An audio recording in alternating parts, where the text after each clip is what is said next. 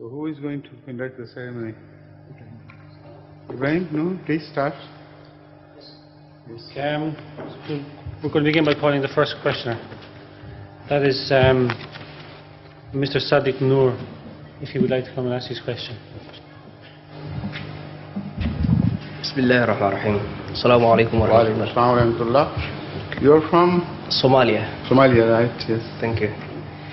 In Ahmadiyya's perspective, how do you treat the opinions of the following, especially in fiqh? 1.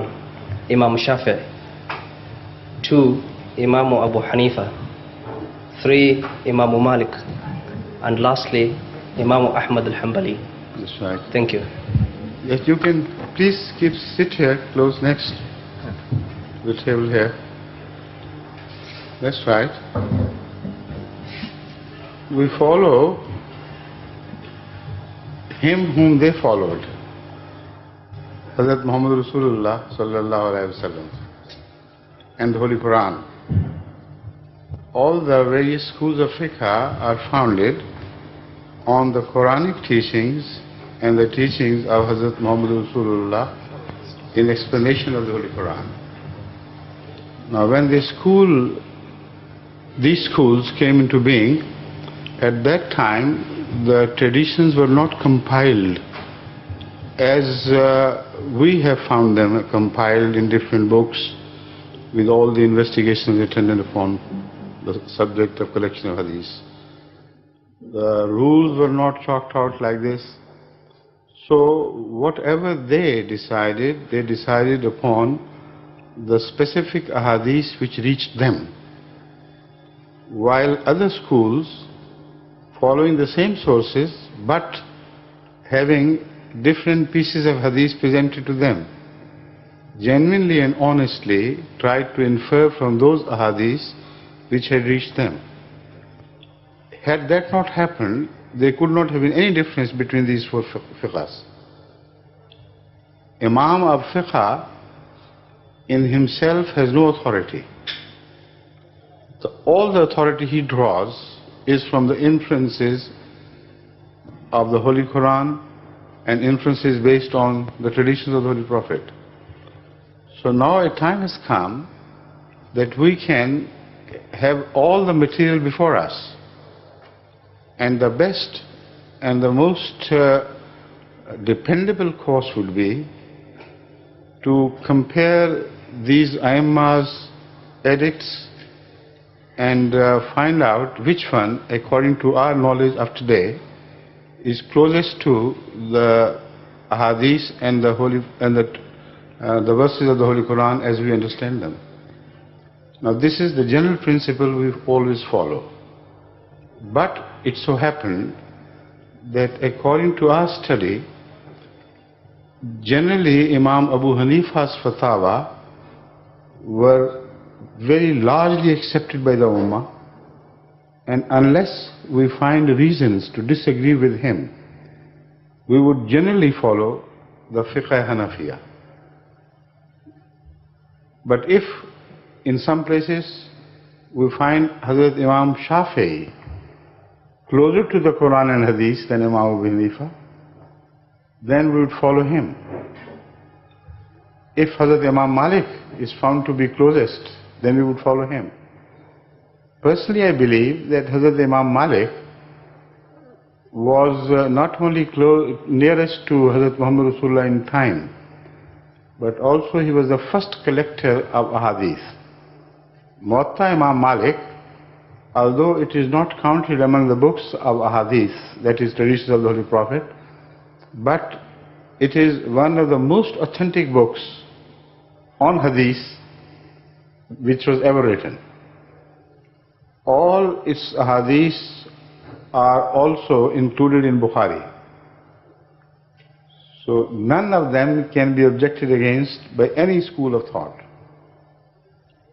And also he was blessed by a very special faculty of Allah, blessed by Allah of the very special faculty of jurisprudence.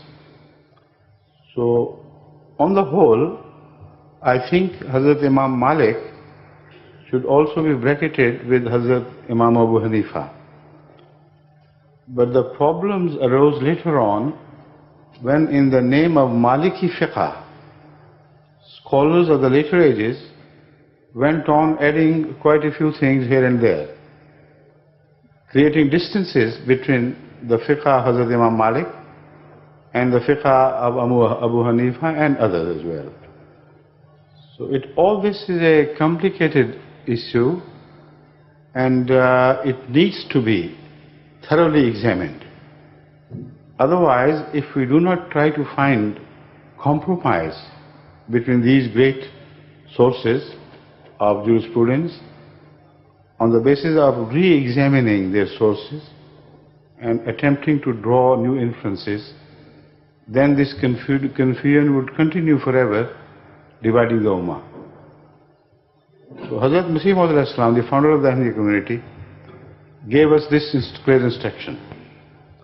The Quran is the unchangeable, the authority from God. The unchangeable in the sense that no man has been permitted to interpolate. So it is the most authentic book on these two counts. Number one, all the source of the Sharia is contained in the Holy Quran. Number two, man has not been permitted by God to interfere. So if there is one thing on which we can depend with 100% certainty, it is the Holy Quran. All traditions which are in agreement with the Holy Quran must be respected and accepted in toto. Wherever there are differences, apparent differences between the Holy Quran and some reported hadith, try to find a compromise as best as possibly you can. If you fail, then that so-called hadith is not a hadith. Then follow the Quran. But in general, where you do not have either the wisdom or the time to investigate personally, directly, the overbearing principle should be that you follow Hazrat Imam Abu Hanifa. This is the entire attitude of Jamaat Ahmadiyya to this problem. Thank you.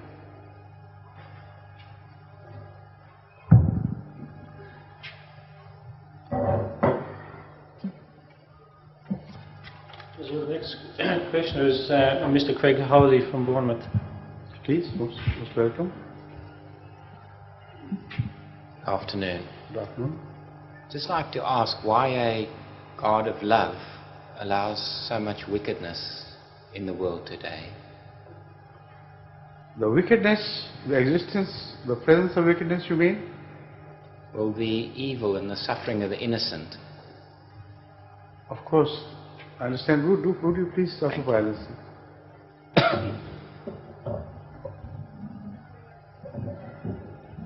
The basic, the fundamental reason why we suffer is because we suffer at each other's hands. The suffering is the creation of humans. It is not the creation of God.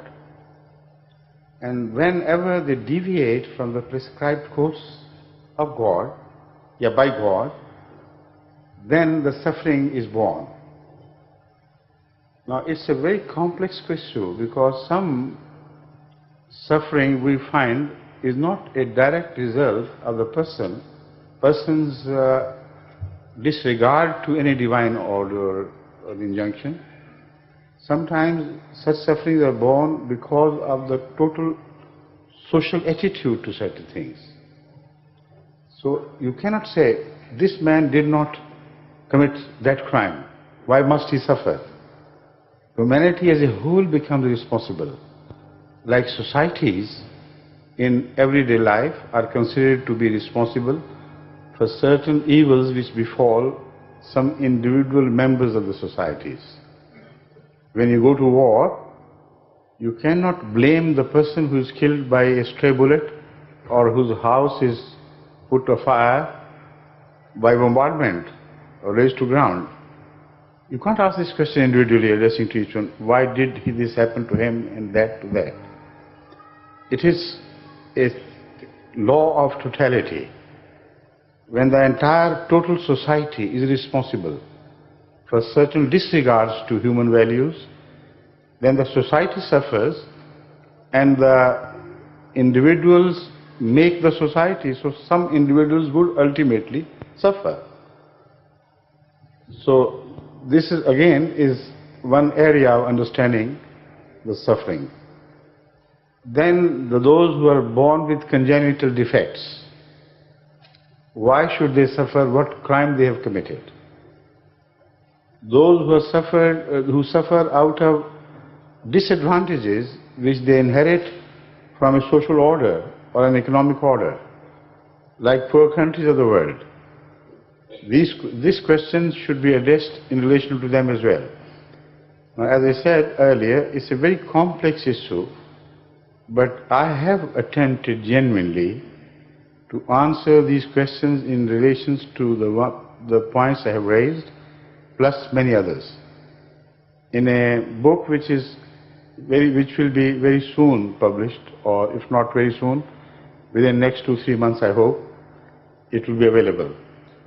So if you leave your address here, we can send you a copy, and I hope inshallah you will find the answers to some degree at least satisfactory. Thank you.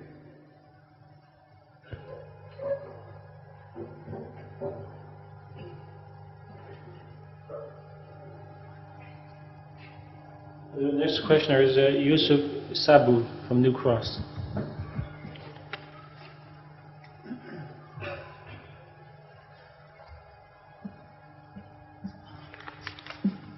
Assalamu alaikum. Wa alaikum salam. You are from? New Cross. Huh? New Cross. No. Back home. Oh, Nigeria. Nigeria, right. As a young Muslim of the 90s, how do you achieve the right balance between religious fulfillment and social fulfillment, considering society Religious today? and social what? Fulfillment. Fulfillment. Yeah. Achha. Now this is a question which needs to be defined further. Can you conceive of any religious fulfillment?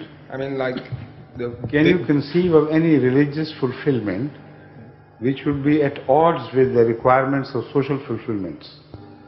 Yeah. Can you? Yeah. Then point out, then I'll answer. Okay.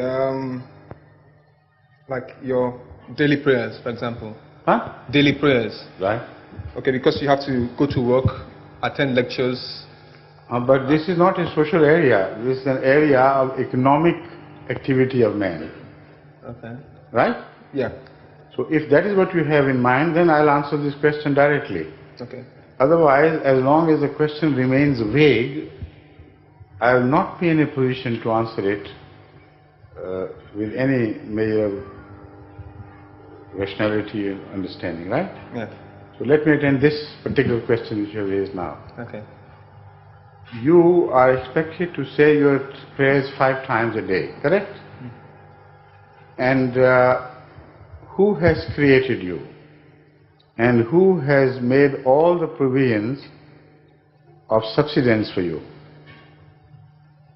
Your employers or God? Tell me. God. Okay. Do you really believe in that? Yeah. Then, who has the priority?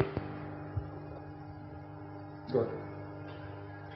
Even if God withdraws the blessing of water from a country for a while, even if the country is most advanced in the world, has all the means of modern power at its disposal, is absolutely helpless in creating water and meet the requirements at its own resources, by its own resources. What happened in England a month or 2 ago, there was a very severe doubt, and the British people are a very advanced people materially, yet there was talk of what shall we do if no more water came from heaven.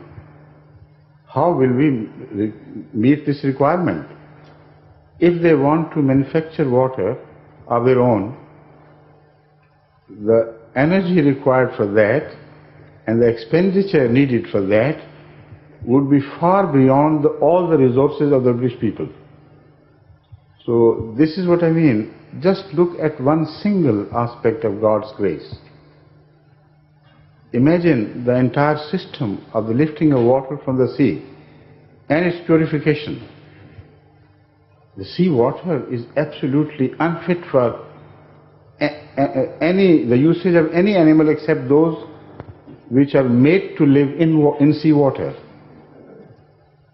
Now, how could that water be purified through human efforts, and how could that water be transferred to the heights of the Himalaya mountains and the heights of all the great mountains? Can you ever conceive of a system better than the one conceived by God and implemented? So forget about all the other means of providence.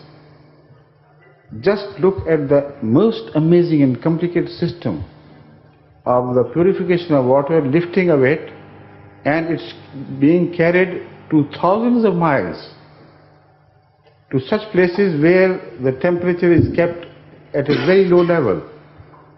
So they are preserved there to meet the day-to-day need of man when there are no rains. Because if it rained continuously, then man would be deprived of his requirements of food. If it did not rain continuously, then if it was not put in a frozen reservoir on the top of the mountains, it would not be available at all. And amazing it is that the requirement of daily food are also directly related to this system of purification of water and transport of water, because it is condensed through the influence of highly charged electrical, under the influence of flow of electricity, highly charged with a very high potential. Electricity from one phase to another, from positive to negative. As the potential of the electricity rises in the heaven, it rises to unimaginable heights. It rises sometimes to millions of volts. And the difference between one charged particle, cloud, and the other charged cloud is what creates these lightning strikes. And when this happens, many other things also happen. If it had not happened, first of all, water would not be condensed back to its form of water. It is through the electrical charge that the suspended colloidal particles of water in the air, which we call the clouds, they would not coagulate. So at the same time as it is coagulated, under the influence of these high electrical charges, the manure needed for the growth of vegetation is created. In one day, throughout the world, through this electrical phenomenon, more manuring, or what you call this, artificial manure, like sulfates and ammonia, etc., all the artificial manure, it is calculated that the manure, artificial manure, which is fertilizers, which are created in the entire industry on the globe in 1 year, cannot match the artificial manure created in the heavens through electrical influences in 1 day. Without that, there will be no vegetative growth, no life left on earth. So what a fantastic thing to have happened. The flow in the direction of the mountain, then the water, the melting of the water now. This is also a very interesting phenomenon which has to be understood. Otherwise you will not know the importance of prayer, or worship, or expression of gratitude to the Creator. This is what is all important here in relation to your question. If the water had gone on being collected and amassed on the mountain tops where the temperature never rises, say minus 30 or 20 or whatever it is. If it rises, then it would not be frozen, of course. The temperature remains constantly below zero. How would it melt? It requires a special law to be created.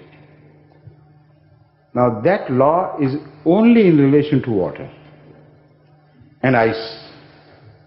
According to this law of nature, which is specific for water and ice, under the pressure of the ice, the lowest surface, the temperature at the lowest surface which touches the soil goes on increasing. It is not equally distributed to the whole of the ice pack. Only the surface which touches the soil on the mountains, that becomes so hot. Not hot in the ordinary sense, but so hot as to be able to melt the ice closest to the surface. It goes on melting continuously at a regulated rate. Otherwise, if the heat was to be raised over the entire area of the mountains, then the whole ice would melt in 1 month or within, say, a month or so, and all the water would, instead of benefiting man, would flood the whole earth. So it had to be regulated and calculated so that continuously, over the year, the human requirements are met. Can you conceive of a better system? More well organized, more well planned, by an authority which also has the command over the laws of nature. Otherwise, these special laws, if they were not created by God for this purpose, would never come into operation. But that's not all. There's another aspect which has to be understood. How is the electricity produced? That again is a very interesting thing. The electricity is produced because of a very specific law, that when water evaporates, it automatically generates electricity, while it doesn't happen in other cases. Why must water create electricity? The surface it leaves has a negative electricity left behind, and the surface, the vapors which rise, they have a specific electric charge, and this charge varies in different positions, different parts of the ocean or the water surfaces. Its operation is well organized and well controlled, so that the clouds which we see in the air are either negatively charged or positively charged. And the sum total is so balanced that when they come close to each other, they negate the potential begins to flow from one side to the other. The resultant is zero. And by the time both the charges are zeroed, all the water hanging in the air becomes water again. And you are asking me this question: what should we do? Should we neglect the minimum we can do to recognize the grace of Allah and prefer the worldly employers for what they pay us? For 8 hours tiring service you are paid. But to God you can't go 5 times a day for only a few minutes. What justice is in that? Right? Thank you. Thank you.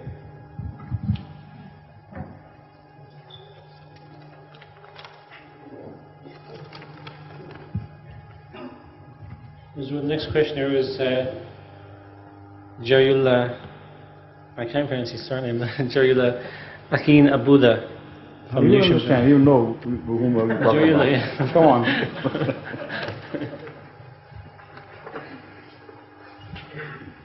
Assalamu alaikum wa rahmatullah. How are you? I'm fine, thank you. I'm learning Urdu, so I should say, I should pronounce in Urdu. Aap ka kya haal hai? शुक्रिया, मैं अच्छा हूँ. आप ठीक हैं? Only some, vaguely. Still learning. I mean, I shouldn't really take up the time. If you participate in my Urdu classes, which I take regularly, Inshallah, one day. Then inshallah you'll learn Urdu in a matter of no time. No? Inshallah. Okay. My question is more related to, I watched the television, I think it was last week or a week and a half ago, and I saw that there's a specific movement within Islam of other sects that seem to have some, they like segregated schools. And I want to know what your opinion is on the benefits and the disadvantages of such a movement, maybe within our own community or just within the other sexual communities. I do not quite grasp the question as to what sort of movements you're talking about. Okay, in this country, to start off with, there were like Roman Catholic schools specifically based for Roman Catholic people. Oh yes, that's what you mean, yeah. that movement. Yeah, that's what I'm talking about. Of providing religious education Yes. to various children, school-going children in Britain. Yes. Right? Yes. I remember my discussion with the then Minister of Education or Secretary of Education of Britain, whom I had invited to dine with me, and he had accepted it very gracefully. And at that time, this question was very hotly debated. And because he was in a position to influence the decision of the government, he asked my advice as well. The advice I rendered him, and I stand by it even today and will continue to stick to that advice, was simply this, that if in school educations you begin to succumb to the pressures of demands by any religion, that the government should be responsible for religious education as well, then you will be opening a Pandora's box which will never be shut again. And you will be inviting trouble and headache. What about the Hindus demanding the same as Muslims are doing? What about the Sikhs? What about the Zoroastrians, the Buddhists, and the other cultists of all sorts? If one member of the society has a right in a certain area, all other members of the society have the rights in the same area. And then what control will you exercise over the misrepresentation of religious ideologies by their own scholars themselves? Islam is not anymore a single identity or entity. It has got split into so many. Prior to you, a questioner asked me about this school of jurisprudence and that school of jurisprudence. But jurisprudence is okay. It doesn't, discussions on jurisprudence no longer boil the blood of people who are involved in such discussions. But when you turn to the area of doctrines and beliefs, then the whole society is worked up by the mullahs or the leaders of any religion to a degree that this agitation created by the heads of religions always ends up in bloodshed and violence. So where is the wisdom of entering this, this area of disorder and the area which would certainly lead to violence and split of the society, and many factions would come to not only disagree, but in their disagreement to reach each other's throats, to quell the vice before it rises.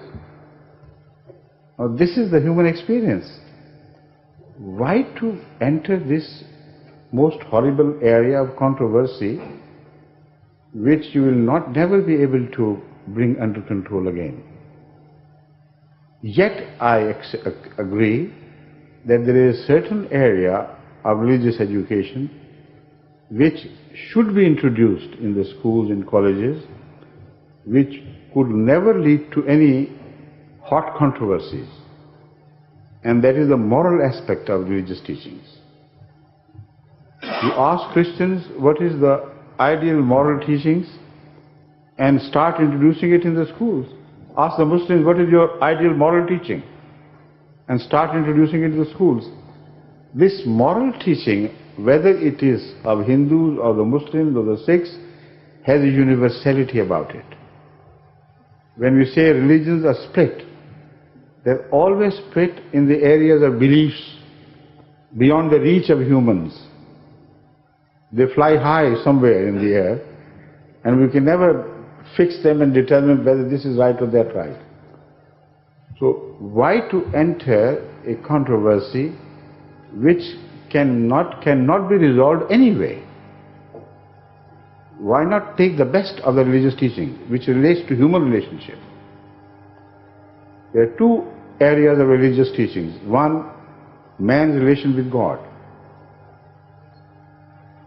The disorders are created only in this area of doctrinization, area of beliefs and faith. Those religious leaders who become custodians of people's faith, they don't like their following to be transferred to the following of others of the same type, who become custodians of a different set of beliefs regarding God, angels, prophets, and other such areas which relate to God. So you cannot determine the truth of this anyway. So let them, leave them for the religious leaders to settle between themselves as best as they can. You accept only the moral teachings, and that is what is most direly needed in the society today. Our children, because they have not been taught in the subject of morality, because of this lack of morality, as they grow up with a feeling that they have no responsibility to God, they have no responsibility to the society, only they have responsibility to themselves and their own personal egoistic pleasures. When they grow up with this concept and no moral teaching has gone into their educational background, then it is bound to create an ideal atmosphere for crime to grow. So it is a necessity, whether somebody believes in religion or not. Religious moral teachings are so essential that no country can peacefully survive without paying special attention to these things. Japan has already done it. Although their concept of religion is so different from the well-established religions elsewhere, yet they don't teach morality in the name of religions anyway. They teach morality in the name of humanity. And they have a very highly developed system now, which is introduced at the lowest level of schools, and it continues to be continues to remain in the syllabus even for students of higher education. And yet, of course I know, they have not been able to resolve their moral problems as yet, but there are some decencies in their behavior, some, discipline in their conduct, which you cannot find elsewhere in the world. It's largely because of this moral teaching introduced at the lowest level of education.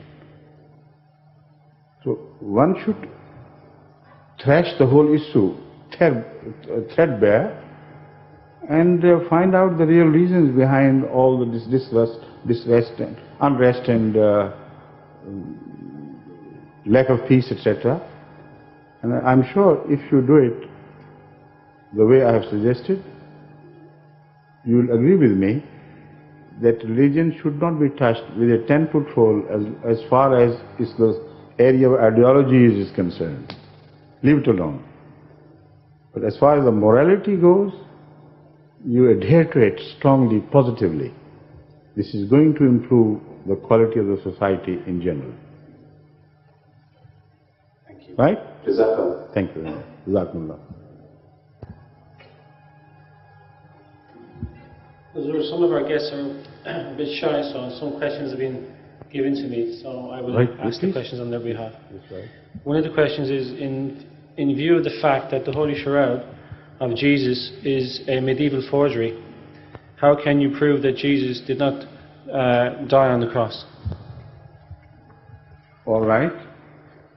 You see, this question presupposes that until the discovery of this so-called shroud, we had no evidence of Jesus' deliverance from the cross.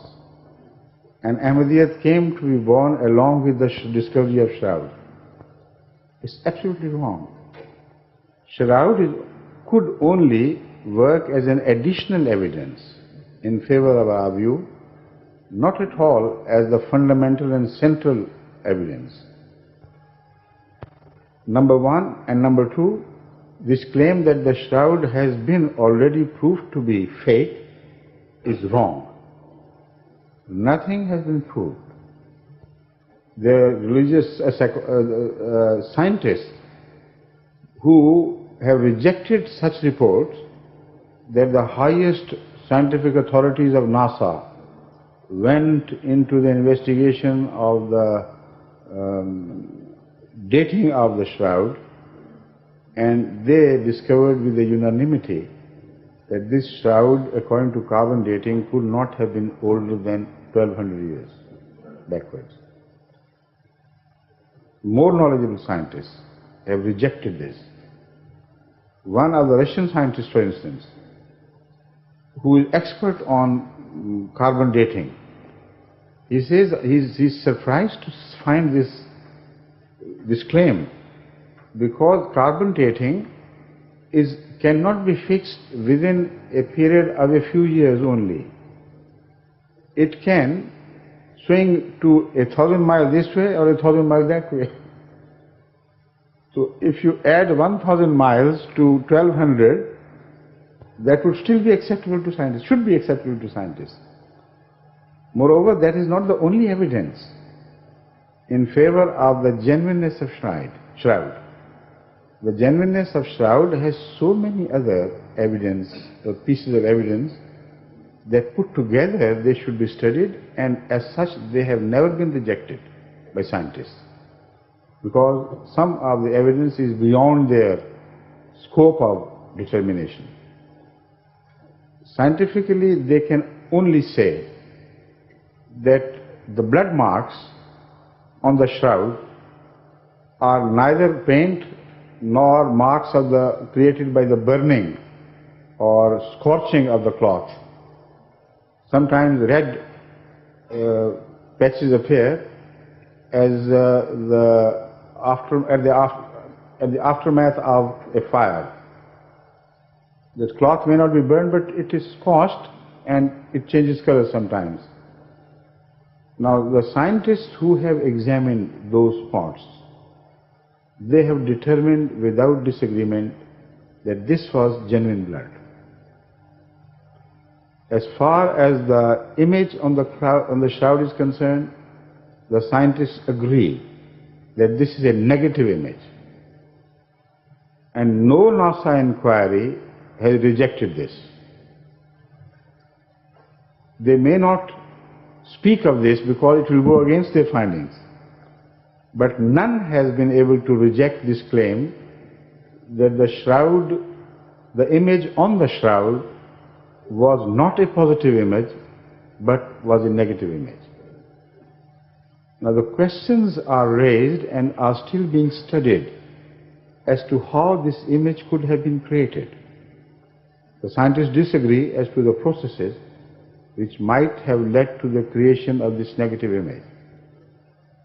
But none, and I repeat, none of them has been able to present a scenario whereby a fake artist could have painted a negative image of Christ on a cloth.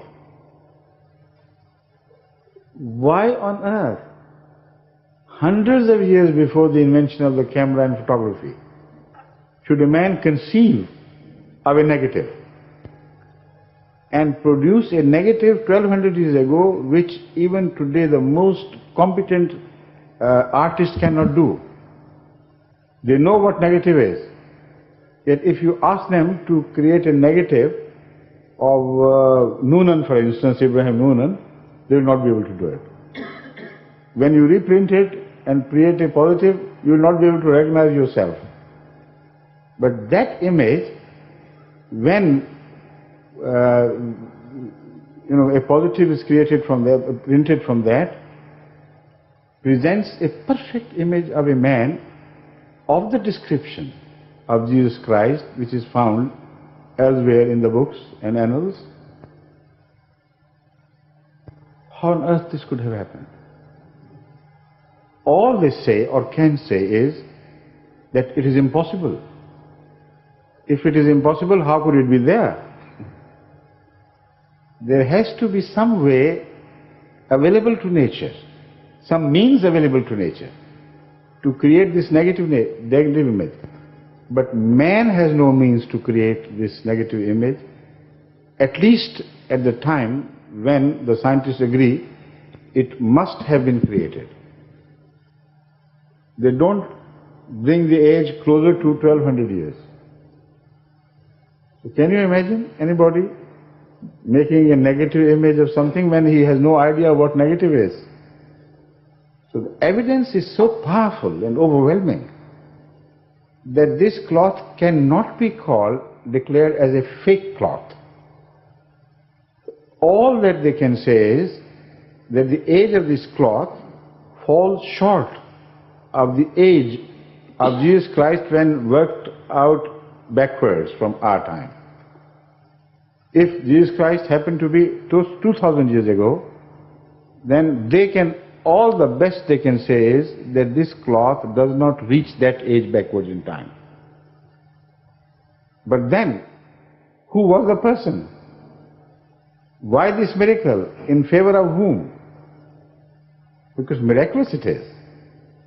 Not against the laws of nature, but miraculous, of course. So they are avoiding many important questions which have to be raised. But fortunately, there are other scholars who are pursuing this matter further. And there is one Ahmadi scholar particularly, and also an Ahmadi scientist lady in America, who have been entrusted the task by our research group here of making further investigations.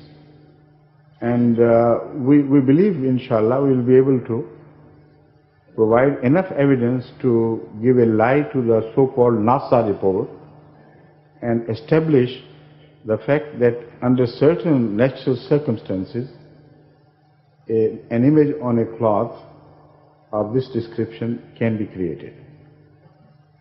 But that's not all that we depend upon. You said about our evidence.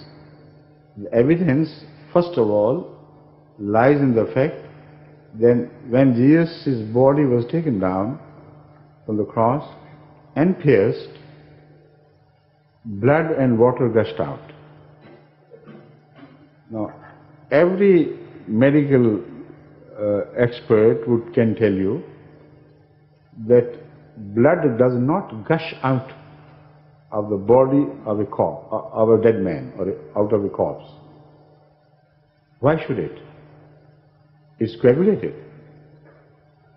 So this evidence, number two, the legs of Jesus Christ were not broken, while the legs of the other two culprits who were hanged by his side, they were broken. Again, the time he spent on the cross was no more than a few hours.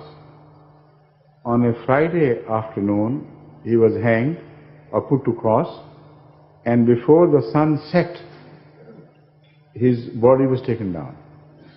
Because the Sabbath was to begin, and according to Jewish practices, nobody was permitted to continue to hang when the Sabbath started. And it started with the sunset. So why should they have taken 3 days normally to kill a man through crucifixion, if he could be easily disposed of within 2-3 hours? That means normally this was a means of not only causing death but to cause torture. A death through torture was behind the design of crucifixion. But Jesus did not hang beyond a few hours.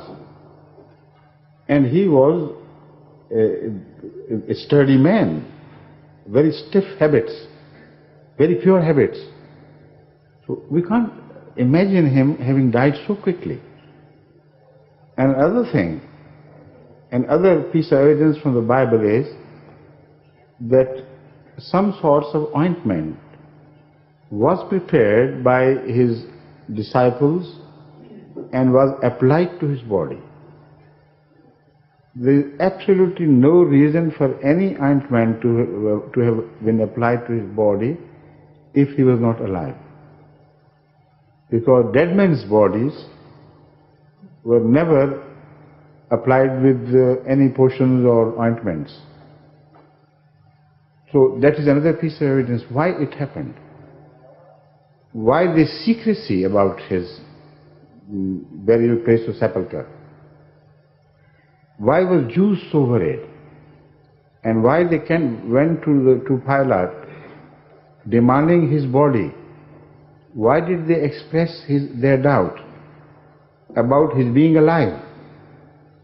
If his death was so certain and the whole people had accepted as a positive, as something which had happened positively, then there was no reason why Jews should have gone to Pilate and said, produce his body or put some guards over his sepulchre, because he may not have died. And again, they blamed him, in their words, for treachery. They say he was a cunning man, treacherous man. He may come to life again while he had never died at all. So he may claim that he had come to life again. While he was still alive and having cured of his wounds, he may appear in public and say, look here, this is my miracle. All this shows that the people, the first witnesses of the time, were not sure of what had happened.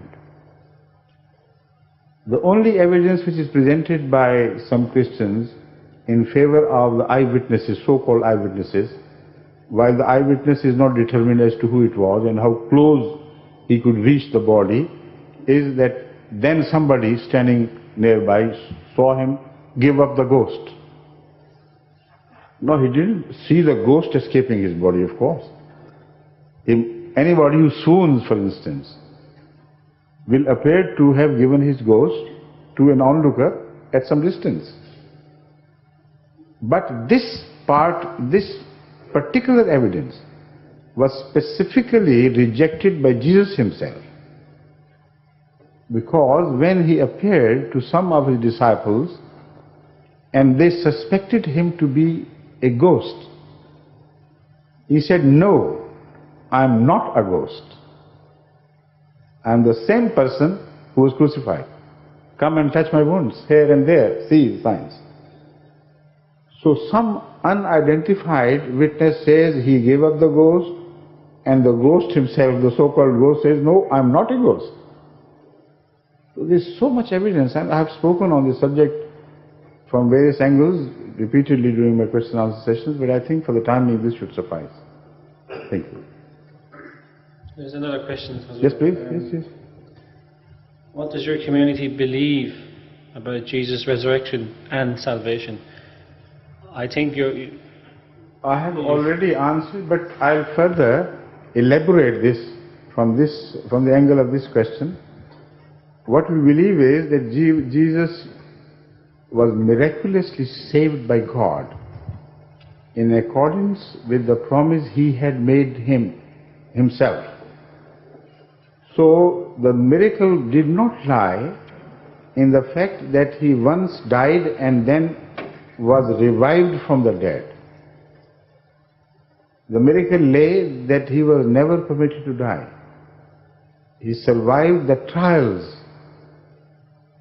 of death through which he suffered. There are two reasons why I believe that according to the testimony of Jesus Christ himself, he was promised an escape from such an ignoble death. Number one, before the crucifixion, he told his disciples that he would leave them and go in search of the lost sheep of the house of Israel. Right or wrong? You remember that? Yeah, correct. Yes. So if he died upon cross and was revived from the dead, did he go in search of the lost sheep of the house of Israel or not? This was a prophecy. Why did he not fulfill it? What right had he, after having committed himself to that journey in pursuit of the lost sheep of Israel, to have flown up into heaven? So that was a contradiction. That very belief that he ascended to heaven is a contradiction of Jesus' own commitments. He was a true prophet, and that is exactly what we take him to be, and we believe in him to be a very true and a very highly placed prophet, highly ranked prophet of Allah. So when he said, I will go in search of the lost sheep of Israel, he must have made this commitment because of some divine revelation. And he could not break that promise. Number two, when he prayed to God, prior to the day when he was ultimately crucified or attempted to be crucified, he kept on praying to God and coaxed his disciples who went to sleep. Is this the night to go to sleep? Wake up and cry with me and pray to God. Pray to God the Father to take away this bitter cup of death. This is a very important prayer which must be understood by all the lovers of Jesus Christ, because it proves two things. Number one, he did not offer himself as sacrifice voluntarily for the sake of so-called redemption of sinful people. Had that been ever intended, he would never have prayed to God to take away this bitter cup from him. They are two contradictory things. Number two, the way he prayed, I do not believe that that prayer was not accepted. Why I do not believe it? Because the last cry he is reputed to have made was Eli, Eli, lema sabachthani. If God had finally rejected his prayer and he was told that he must die, he must drink this bitter cup, then what a surprise that was. Why? Have you abandoned me? Or could you abandon me? This was not a cry of disbelief. This was a way of praying to God, reminding him his promise. You, the night before, told me that your prayers have been accepted. What do I see? I seem to be on the verge of death. This is the true meaning of that cry, Eli, Eli, lema sabachthani. So it could not have been abandoned by God. He was saved miraculously and thereby proved to be a true prophet of God against the counterclaims of the Jews of his period, his time. They inferred from a biblical prophecy that if somebody attributes false revelations to God, that God had spoken to him and it was not true, he would hang by the tree to death. And if he dies, then he is to be taken definitely as a liar. So Jesus was not a liar. The perverted claim that he died for the sake of us, so he was not, that does not carry any sense. The biblical statement was absolutely clear about it. If a man is a liar against God, he will be punished by death upon the tree. That is, every scholar understands it to be crucifixion. So he must have escaped that death, that ignoble death. And this is exactly what we believe in. We believe him to be a true, honest, highly ranked prophet of God, who made prophecies after he had received revelation from God, and all his prophecies got fulfilled, including that of pursuing the course of the earlier Israelites, and including that of escape from the death upon cross. Right? The next questioner is Mustafa Anu from Lambeth. Alu? Anu. Alu is potato. you maybe it's differently pronounced, huh? Probably. My Irish accent. Mustafa, hello, how are you? First of all, what about your headache? Still there. Still there? Yes. All the time? All the time. God save you. Now, tell me about the second part of your name. Is it Alu or something else? It's Ano. Ano, yeah, that's right. Mustafa Ano. It's fine. Assalamu alaikum. Wa alaikum salam. So, we've seen that the European nations are coming together, forming something as EEC. I want to know the advantage and the disadvantages to the European nation and the whole world at large. First of all, the advantages, the good news. The fact is that behind the working of the mind which conceived of this plan, or the minds which conceived of this plan, were hanging the swords of two world wars.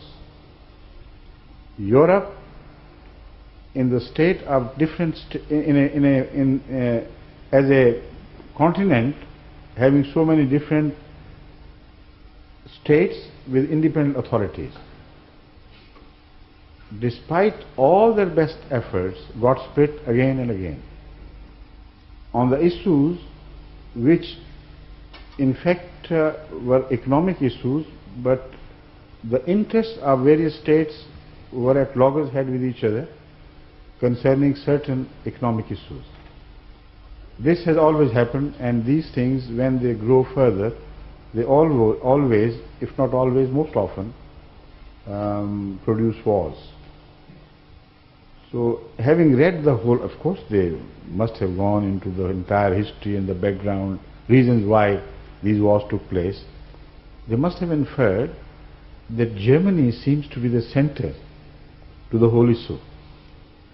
And as long as Germany has that capability of building itself a very powerful economic machinery and posing threat to the economic interests of other countries, and also gaining so much strength that it should go into their head, they must emerge supreme now and take the revenge of what rest of the Europe has been doing to them in the past history.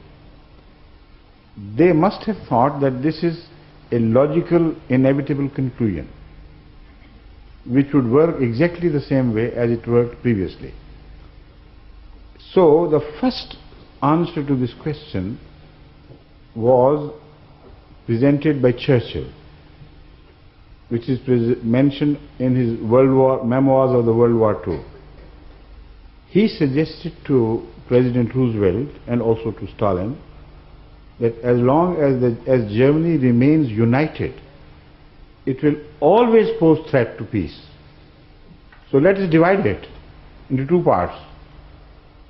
He willingly gave half of it to Russia All right, take it and do whatever you like with it. And we have control over the other part, and we will befriend it, and a polarization will begin. He didn't say it in so many words, but this is exactly what he said very clearly, that to save peace in Europe, it is a must that this country must be divided into two. And a polarization must result from that. So German pitched against German. That would give peace to the rest of Europe, or guarantee some manner of peace for them. But the times changed.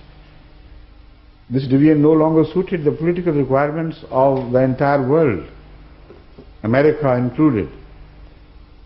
So as the Berlin Wall fell, we can see that up to that time, already Europe must have realized that it was a folly to divide Germany. It became absolutely clear during the fall or collapse of German Wall. But it was not a news to Europe only at that time. They must have calculated long before that these people, if kept divided and one half of it handed over to USSR, would create havoc with the peace of the whole world, because they are very special people, very industrious and very disciplined. They will play a vital role in favor of USSR in the next world war, whenever it takes place, because they were idealized. So as such, they already had second thinkings, second thoughts on this issue.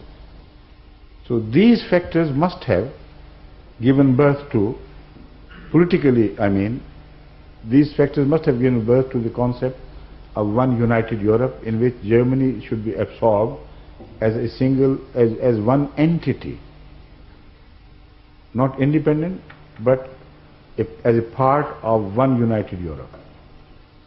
The second were the economic compulsions, which were related to the outside world more than the internal requirements. Germany could compete economically with the rest of the Europe, but the problem was not just that. The problem was that with America on the one end and China and Far East on the other, individually European countries could not have built their economy so powerfully as to compete with America on the one hand and the Far Eastern countries on the other by themselves independently as small countries. So to work a plan of economy whereby the united might of European economy could stand on its own and compete fairly with advantage with other big countries of the world in the world markets. This must have been also a very powerful idea which drove them to force some sort of unity. And other small factors of convenience, for instance, travel to European countries, doing away with passports and visas and all this nonsense, behave like more civilized people and let us enjoy jointly all that we have, all that possess, and share the possession of others as ours. This psychological factor must also have worked in the making of this idea. These are the good points, right? And the bad points are that this scheme has already created those very jealousies which they wanted to avoid.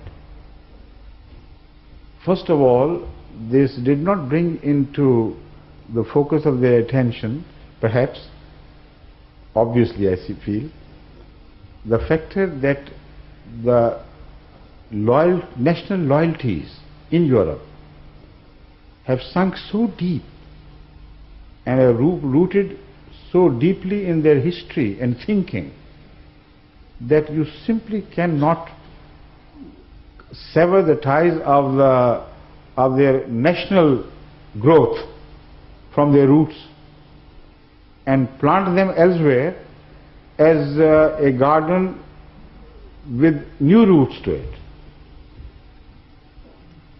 This new identification with Europe is a very serious problem.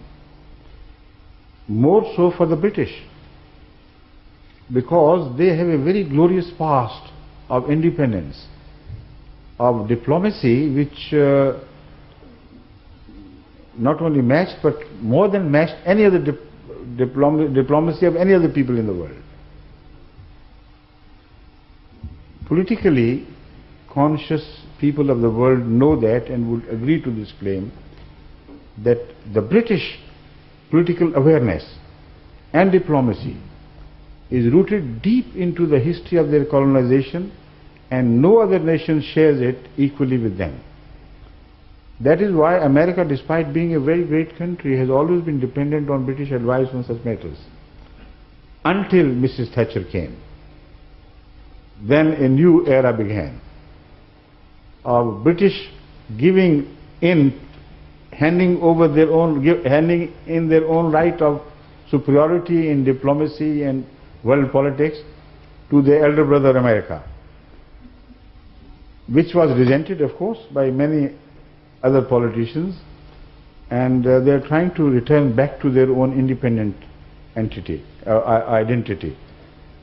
So, but yet, despite the fact of this overmuch leaning towards America, causing such bickerings in many parts of the British society, one thing they know,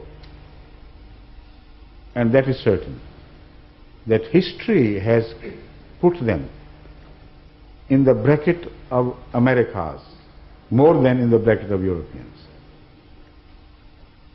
Americas originally belonged more to the British than to any other nation. By Americas, I mean Northern America, including Canada. And they have a natural, affinity towards each other, a sense of a deep association. So it is very difficult for Britain to ignore those historic ties and accept a new identity for themselves, which is limited to European confines. And when they accept it, then also they have to give in voluntarily their rights of an independent nation, because the majority of European countries would always tend to gang against Britain, because deep inside they have some disturbing experience of historical superiority of the British in politics and having their own way. So these thoughts are not brought to the focus of attention clearly as I am defining them, but they go into the human psyche. They work without people taking notice of them so clearly. So something disturbing is happening to the British. Shall we be completely resigning ourselves that historic authority which we gained with so much labor in the past?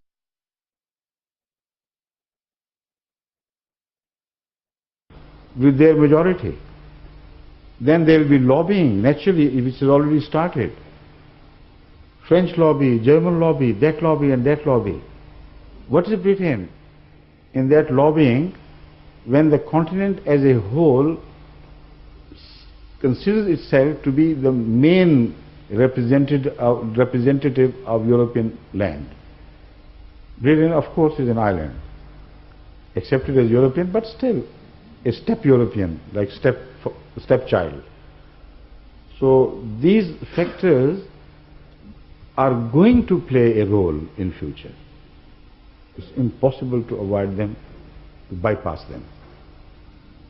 The second bad point is that a pole would be created in Europe ultimately against America.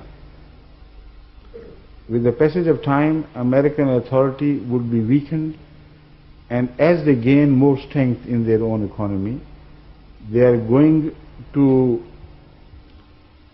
reject American, I don't want to say bullyism, but the American authority overmuch exercised on the European will. Then the race for the markets, if not an internal race between one country of Europe and another, it would be a race between America and Europe as such.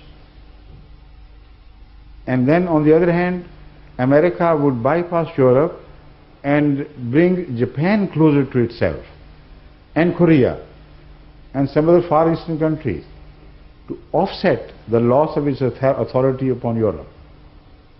So there are very grave efforts to be witnessed in the near future, whereby the economic solution which they have found is going to turn into an economic problem for the entire world.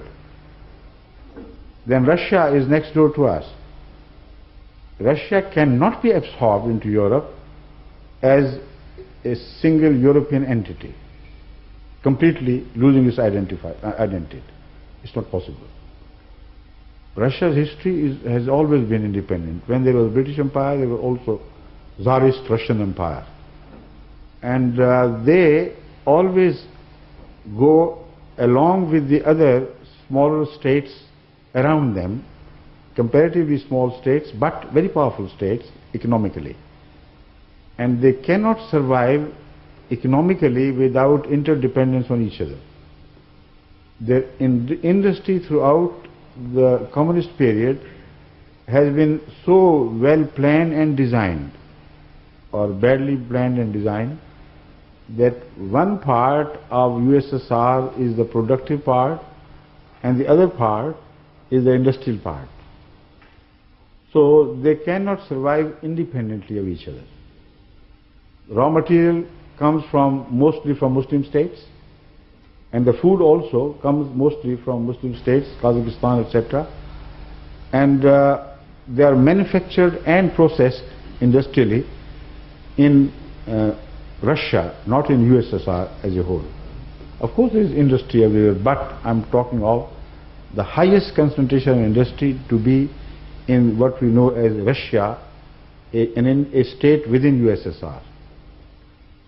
So they are they are going to come into their own after a while, after surviving the shock of the change in their economy. They will ultimately settle down. Another nucleus would be created next door to Europe with a very strong economic machinery, so powerful that they can't realize at this moment actually how powerful that machinery is if put into operation. Because the economic machinery of USSR is highly technical.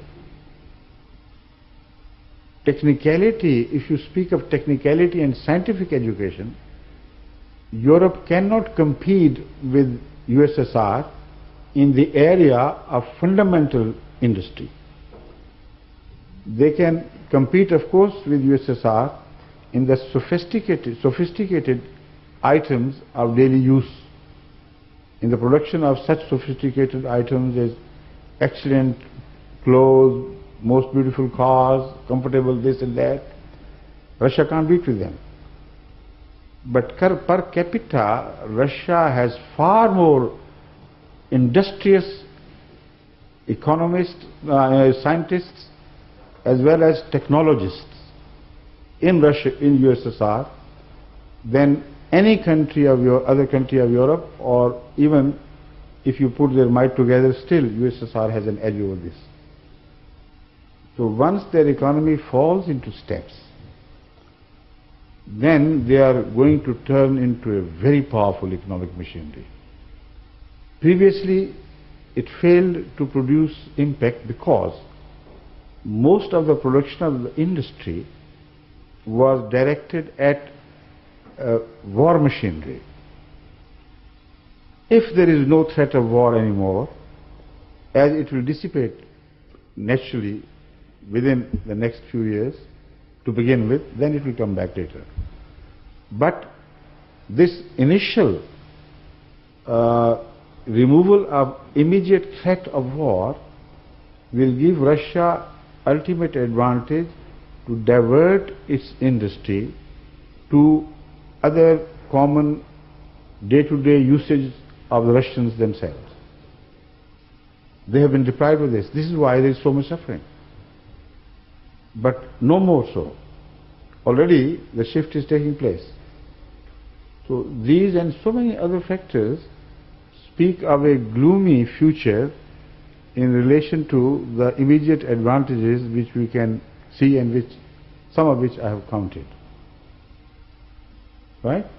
Thank you very much. But why should you be interested in this question of Europe, while you should have paid more attention to the unification of African states, which are fighting with each other without drawing any cue from their history, without drawing any lesson from their history.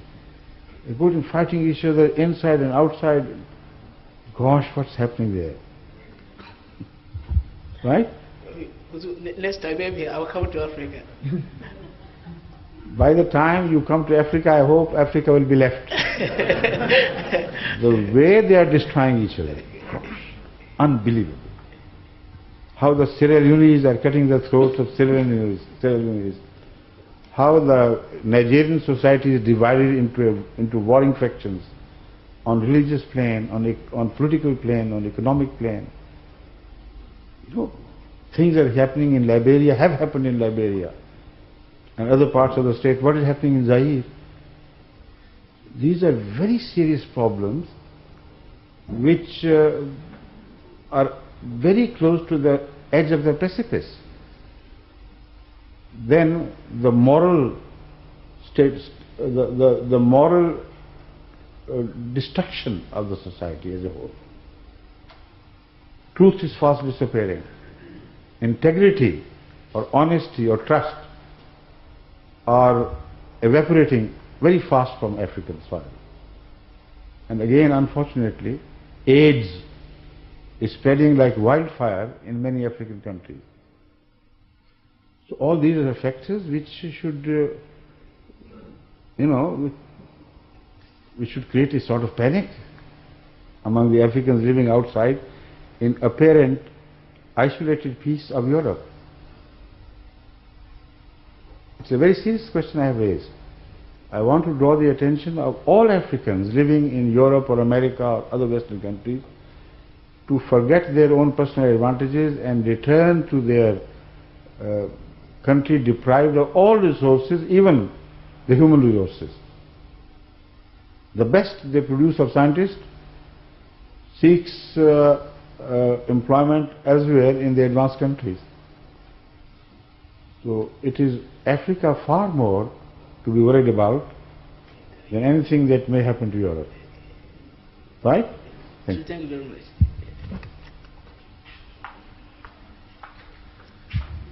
So the next questioner is Aisha Amrut from Hanslow. Yes, Aisha, you're most welcome. Where are you? I don't see any lady responding to your call. So unless the word is might Aisha. not have come. Huh? Is she an English lady with a Muslim name? Yes, she's Muslim. Pardon? She is Muslim, but she's not Ahmadi. Of course, that's not what I asked. I said, is she an English lady? No. No. She's African. Acha, okay. African. But she has not come, so turn to the other next question. Pardon? At the moment she's Chinese. Next time. Okay, all right. Okay.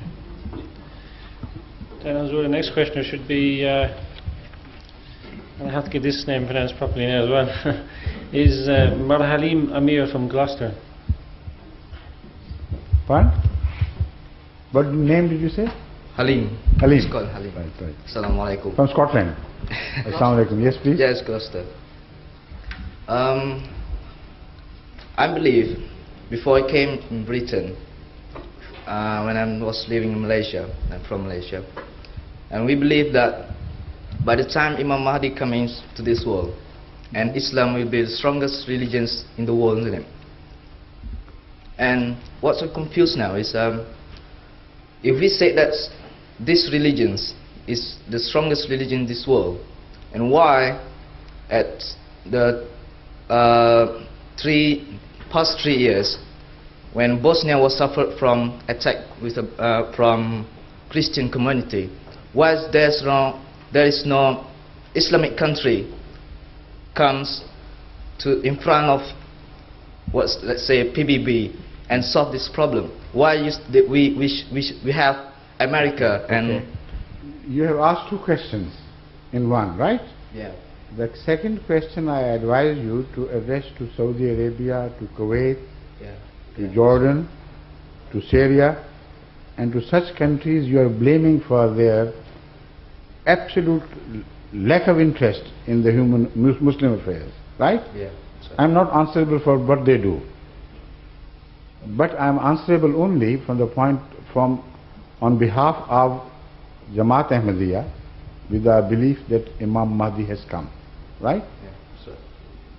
Now, as far as your hearsay reports about Imam Mahdi suddenly transforming the world of Islam into the most powerful people on earth, I disagree with that view as false on the count of contrary historical evidence. No man who was ever raised by God as prophet or a messenger or a reformer brought about such a miracle in the world. Not even Hazrat Muhammad Rasulullah sallallahu alaihi wasallam.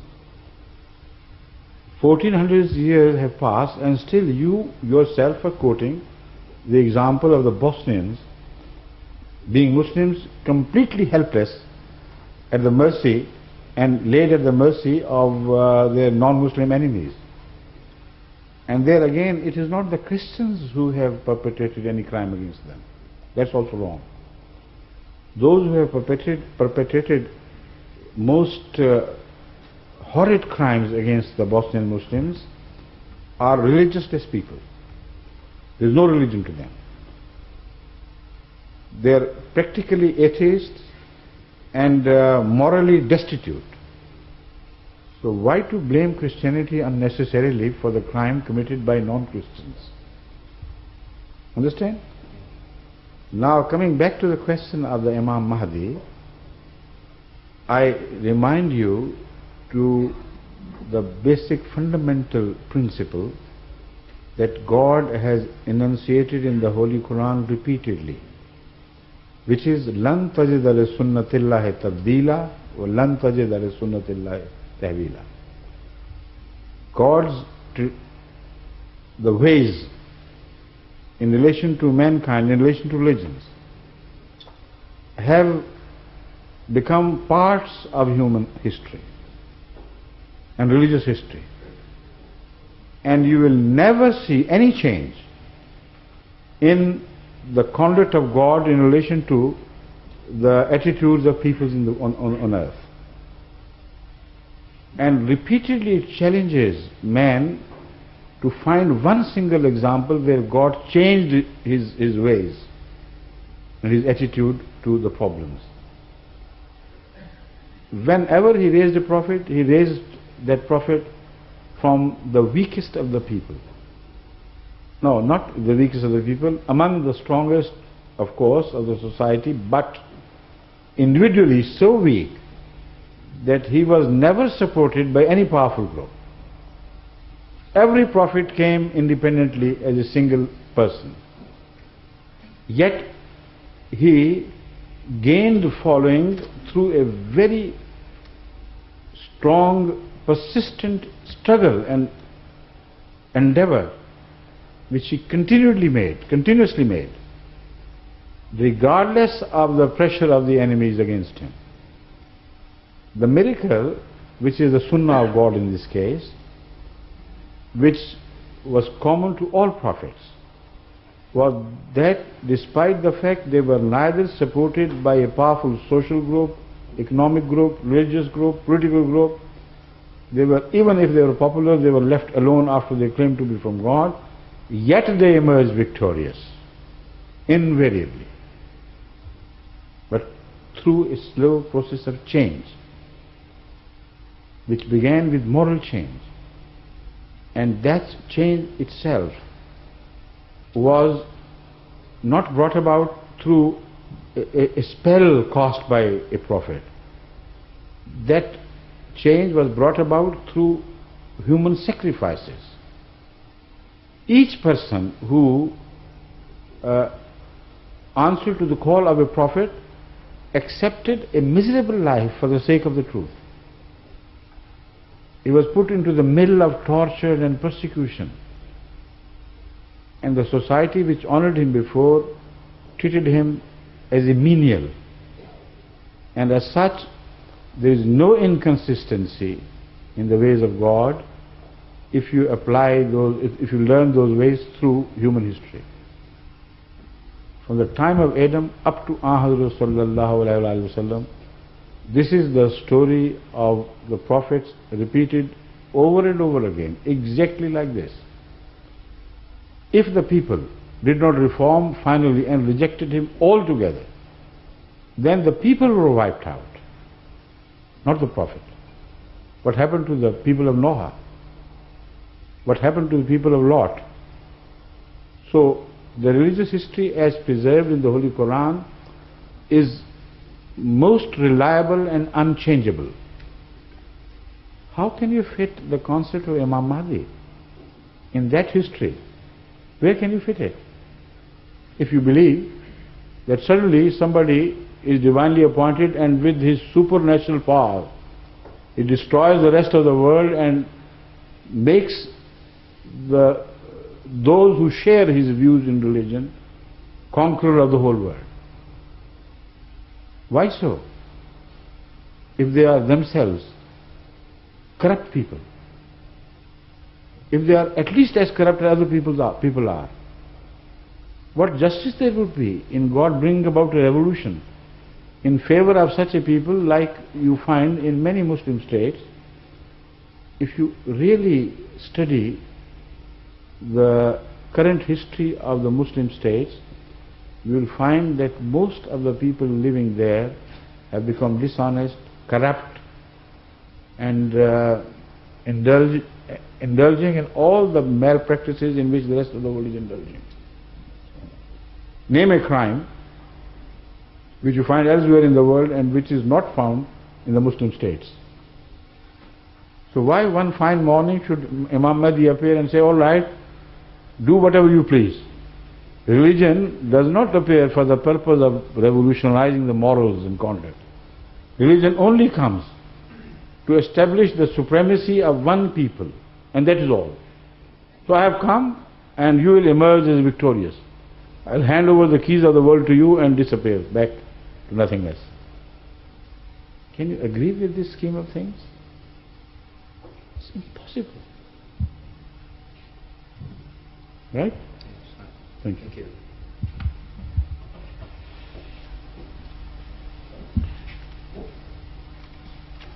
The next questioner is Mr. Abdullah Camps. Mr. Abdullah Camps. Camps. Camps. That's right. Assalamu alaikum. Assalamu alaikum, Abdullah. How are you? Very well, thank you. Alhamdulillah. Very well. My question is on the question of vision. Since becoming a brother, I have received through quite a lot of visions. I would like to hear your guidance on how one should take these visions. You see, visions can be born out of illusions as well, and working of the human psyche by itself. So it's a very fine area which should be observed unbiased with great caution. Visions which come from God have their own signs, their own evidence within them. Thereby you can separate them from the products of human psyche. If they do not possess such signs, then don't give them any importance. They may have been caused because of your suddenly turning religious more seriously than ever before and thinking on religious ideology or views, taking greater interest, personal interest than ever before, right? In such a state, it is quite likely that the mind gets agitated. And every human mind is provided with that machinery which is responsible for the experience of visions. But the difference is when it is agitated by God's command, then purposeful messages are delivered through visions. Otherwise, left alone, anybody can have visions and illusions and imaginary hosts or demons before him or even angels. But what I have pointed out is that when a vision is from God, it has a quality of truth which cannot be confused with other visions. It has a message and a language which cannot be concocted by human psyche. And the future events which are foretold in many visions prove the truth of the visions. So there is no question of you're misreading the vision from Allah and confusing them with the products of your own psyche. For instance, I draw your attention to the dream, which is a sort of vision, of course, of the king, the Egyptian king at the time of Hazrat Joseph, Yusuf alayhi salatu wasalam. He saw a dream which people thought was just a product of psyche. But Hazrat Joseph, who was specially gifted by Allah in the art of interpretations, when this vision was related to him, he read the whole message so clearly that despite the fact that the message related to the 7 years to come from that time, when he read it, every year gave evidence in favor of the truth of that vision, which related to the whole people, not only of Egypt, but of people related to the welfare of the people even around Egypt. So the visions which come from God have that quality of special language, special quality of truth within them, sometimes which defy those qualities the seer of the vision himself. He doesn't know what the vision is talking about. Like the king was confused. But when presented to a more knowledgeable person who has been trained in the art of reading visions, they suddenly fall into, like pieces of jigsaw, into right places. So that is all that I can say at this moment. But if there are any particular visions which are agitating your mind, you can write to me and inshallah I'll help you understand the meaning. Okay? Thank you.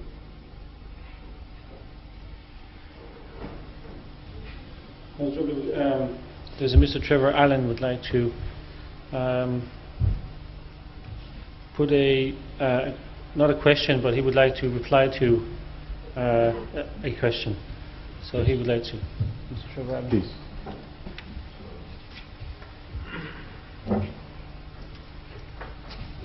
Afternoon. First of all, I'd like to say thank you for clarifying this position. The question I had before about Christians in Bosnia, I don't identify with those people at all as Christians. I've already spoken on this, haven't I? Yes, thank you for clarifying that. But my points are connected with we were talking before about the death of Jesus. the anointing oil, which talked about the medicine, which you talked about as medicine, actually is what the Jewish custom was for burial.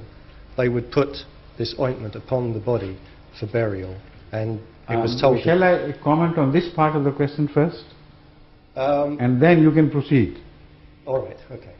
Because it's very important to accept or reject this part of your, the basis you are making for the question to come. It is only St. John who reports that Jesus' body was anointed because it was a Jewish custom to anoint the bodies or to apply any sort of medicine or cream or ointment over the dead bodies. All the modern Christian scholars are unanimous on their view that there was no such custom, and this is one of the major proofs that St. John himself did not belong to the Jewish community. He was an outsider. This was his personal opinion, because this question also must have agitated his mind.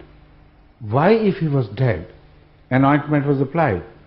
So he guessed that perhaps it was the custom of the Jewish people, so it was also implemented in the case of Jesus. So you can ask any knowledgeable scholar on this subject, and I assure you he will agree with my statement. I would disagree with that, I think. You may disagree with me. You may disagree with me and all the Christian scholars who, I insist and repeat again, are unanimous on this issue. And ask the Jewish scholars as well. There was no such custom to apply any ointment to the dead Israelites. No question of that, because even today the Jewish people don't do it. It is only St. John's verdict and your agreement with him against the rest of the world. But you have, of course you are free to hold any opinions, please. Yes. Of course there are many Christian or so-called Christian scholars with different views, and there are many, many books. If you choose particular books to read, you will get those views. No, but I'm talking of the recent research on this issue where a unanimity has been ultimately arrived at. In previous books, I have also read exactly what you read, that without questioning the validity of this statement, many generations of Christians accepted the statement of St. John as valid. But in the past, no more. Thank you. That's your opinion. Also, Jesus said, I lay down my own life, no one takes it from me. So he was saying that he was laying down his own life. But can you find contradiction in Jesus? No. No. But what he was doing the night before, what was he praying? To whom? He was going through turmoil. To whom was he praying? He was praying to his Father God. And what he was begging for? If it were possible that this would pass from him, but not your will, not my will, but so it was not his will, which had any command over life and death. It was the will of God. So they have two different wills, one subservient and the other dominant. This is another point which you have proved for me. Thank you. Not quite. Also, another interesting aspect, which I'm sure you would say, well, John said it, so it's not true. He talked about blood and water coming out of the spear wound in the side, which other medical experts, which John wouldn't have known about at the time, but now see as a definite sign of death, that the blood was coagulating, separating from the water, and so you saw both coming out. Again, there is a difference of our source materials. You must have read some books, but I have read some others as well. I'm sure you have. Opinions which have been expressed by experts, medical experts. top people in their line. They say that when his side was pierced, it must have pierced the what they call, the lining around the pleura around the lungs. And whenever somebody is hung in such a state for so many hours with such torture, it is very likely, almost always it should be expected, that pleurisy should develop from this. So this is the reason why water also came out. But all the scriptures are united on this statement that it was not coagulated blood, because the coagulated blood is never gushed out, or rushed out is also the word used in translation. What can, like a fountain, some can spout something, but that is always the serum of blood. This is not separate from water at all. So this is not the right understanding of the events. If it was a dead body, then what should have spurted out should have been the serum mixed with color of blood. But it is impossible for the dead body to give forth water separately and blood separately. It can only happen in case of pleurisy. And again, we read in different books. Thank you. But, and also the Roman soldiers who were responsible for the execution. I can't believe that these men would not know when a person was dead, especially if their lives may be on the line, if that person wasn't dead. They were not medical experts, yet they were under the influence of Joseph of Mithia, a very close friend of Pilate, who was quite sympathetic to Jesus right from the beginning. That is why he washed his hands of his blood.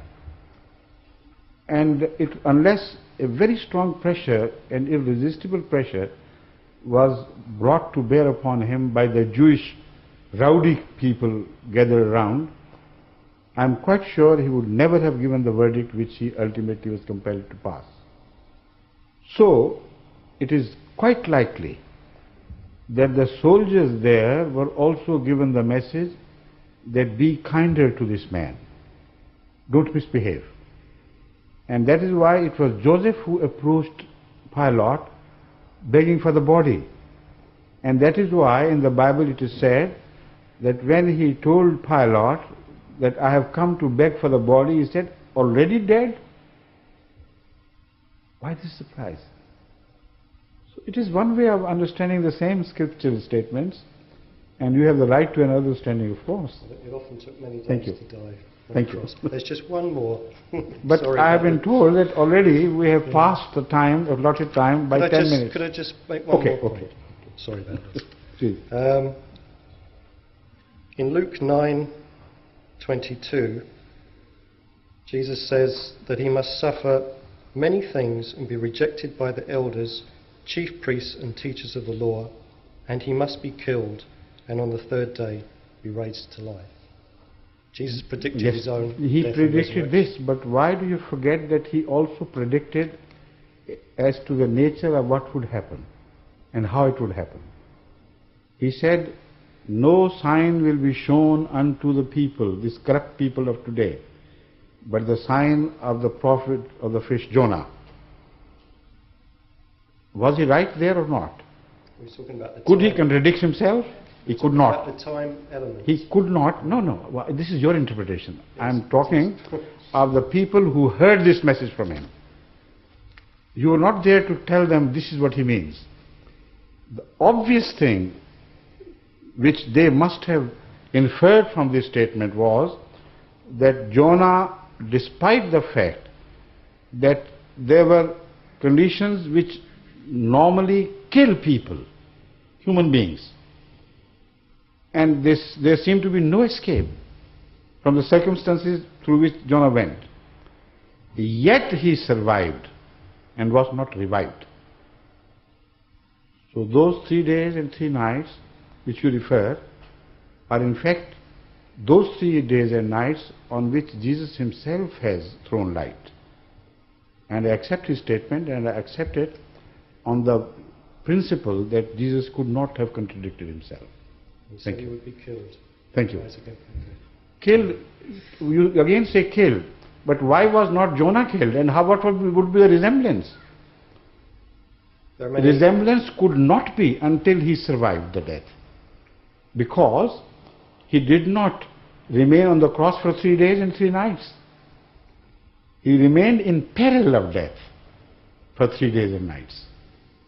So the understandings may differ. If you insist, you may continue to hold this view.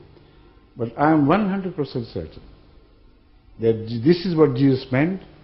Apparently you will see me going through the situation through which Jonah went. Normally no man survives, but he will come out alive. Now this reporting of that he said he would come, he would be revived from the dead, this is very questionable. Why it is questionable? Because it was the compulsion of the early Christians to believe that he must have died and then, to claim that he must have died and then got revived from the dead. The compulsion was the Roman law. If a man was condemned to death then, as if he is condemned to death today, if anybody becomes accessory after the failure of the machinery to put such a person to death, is found to be guilty of being accessory, of smuggling him out, to helping him, he himself would be hanged to death. This was the compulsion of the society. They could not have said he never died in the first place. They said, all right, he died, but he revived from the dead. By adopting this strategy, they escaped the arm of the Roman law. So that is why I think they used the word dead, which Jesus could not have used, because he couldn't contradict himself. Thank you. Back to differ. Thank you. Thank you. Now with that I take leave of you. Thank you very much for this very patient and very kindly hearing. And despite the disagreement, as you saw, the gentleman, he was very civilized and very kind and very patient with my rejections of his ideas, though I was also rather kind, I hope. So let's continue to hold such dialogue in this ideal atmosphere. Okay? I take leave of you now. Assalamu alaikum wa rahmatullah.